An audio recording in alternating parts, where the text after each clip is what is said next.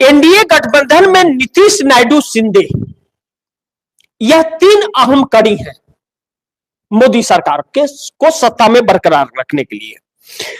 18 चंद्रबाबू नायडू के पास, 12 नीतीश कुमार के पास, 7 एकनाथ शिंदे के पास, 27 सांसद। क्या यह 37 सांसद, 37 सांसद, क्या यह सांसद कांग्रेस के साथ आ जाएंगे? और मोदी की नींद इसलिए हराम हो रही है क्या कि कांग्रेस का साथ में या आ जाए, इसलिए मोदी की नींद हराम हो रही है क्या? इसे जरा आप दर्शकों को समझना बहुत जरूरी है। हमारे भरत कर्ष जी लिख रहे हैं कि बीजेपी से जनता परेशान है। मैं आप दर्शकों को समझाना चाहता हूं इसको, एनडीए का। अब नीतीश कुमार के बारे में मैंने आप दर्शकों को बताया कि नीतीश कुमार अब बिहार में क्या करेंगे आने वाले वक्त में, और वह वक्त दूर नहीं है क्योंकि 21 सालों का पाखंड खुल गया और नीतीश कुमार के नाम कोई एफआईआर नहीं है। नीतीश कुमार ने कोई घोटाला नहीं किया है और उनके ऊपर आरोप भी नहीं लग सकता। उनकी संपत्तियों को अगर आप देखेंगे और जोड़ेंगे और मिलाएंगे 21 साल के इस कार्यकाल से, तो उनके ऊपर 1 रुपया का आरोप आप नहीं लगा सकते।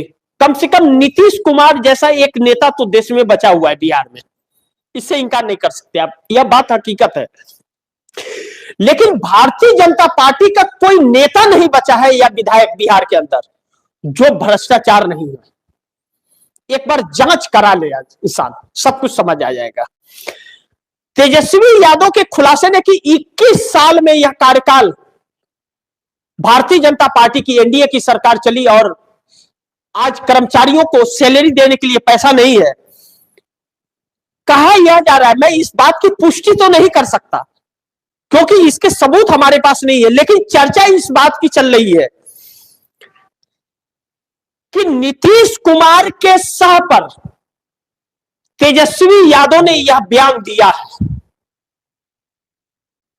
नीतीश कुमार के सह पर तेजस्वी यादव ने यह बयान दिया है कि 21 साल से एनडीए की ही सरकार है, तो विकास कहां गया जो आज कर्मचारियों को सैलरी देने के लिए पैसा नहीं है?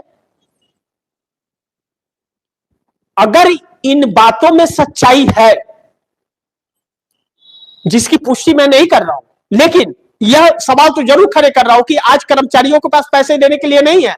हर खबर में आप देख लीजिए। तो भ्रष्टाचार, इसका मतलब जम के लूटा गया है बिहार को और गरीब राज्य होने का फायदा उठाया गया है कि गरीब गरीब ही रहे, अमीर अमीर हो जाए।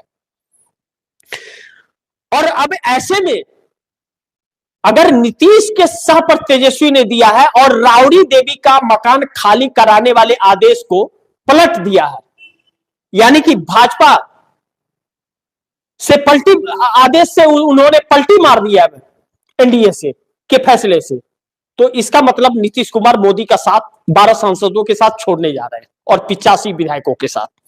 दूसरा, एकनाथ शिंदे। एकनाथ शिंदे की पार्टी को जिस तरह से भारतीय जनता पार्टी बार बार विलय करने के लिए प्रेशराइज कर रही है और एकनाथ शिंदे की कोई सुनवाई नहीं हो रही है। एकनाथ शिंदे अब पक चुके हैं और कहा यह जा रहा है कि बहुत जल्द एकनाथ शिंदे का भी फैसला आने वाला है। यह माहौल जो बन रहा है, यह माहौल नरेंद्र मोदी के लिए शुभ संकेत नहीं दे रहा है। लेकिन 7 सांसदों को भारतीय जनता पार्टी अपने में विलय कराने के लिए बड़ी आतुर है, लेकिन एकनाथ शिंदे की पार्टी को तोड़ नहीं पा रही है। लेकिन एक गलती भाजपा ने किया कि एकनाथ शिंदे के मंत्रालयों की जांच करा रही है, यानी कि एकनाथ शिंदे से टकराव गंभीर है। चंद्रबाबू नायडू के 18 सांसद हैं और चंद्रबाबू नायडू मोदी सरकार के लिए उतने ही जरूरी है जितना एक शरीर में प्राण आत्मा का होना, नहीं तो कोई मतलब नहीं होगा। अब नरेंद्र मोदी ने वादा खिलाफी किया है और चंद्रबाबू नायडू नाराज हैं। चंद्रबाबू नायडू नाराज और ज्यादा इसलिए भी है क्योंकि बिल गेट्स का स्वागत करके नरेंद्र मोदी ने चंद्रबाबू नायडू को बुरी तरह से फंसा दिया है। ऐसे में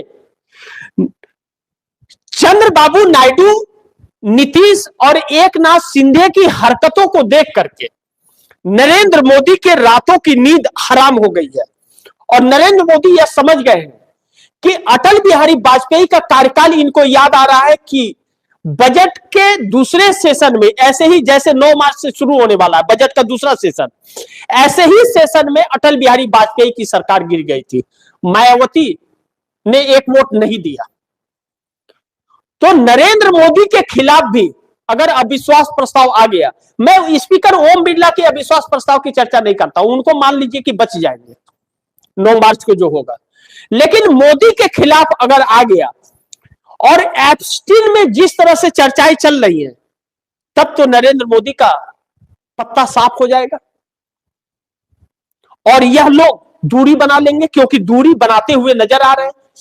नरेंद्र मोदी यह समझ गए कि यह 3 सहयोगी किसी भी वक्त उनका साथ छोड़ने का ऐलान कर सकते हैं, इसलिए अब नरेंद्र मोदी को डर लगने लगा है, जो बहुत चिंताजनक है।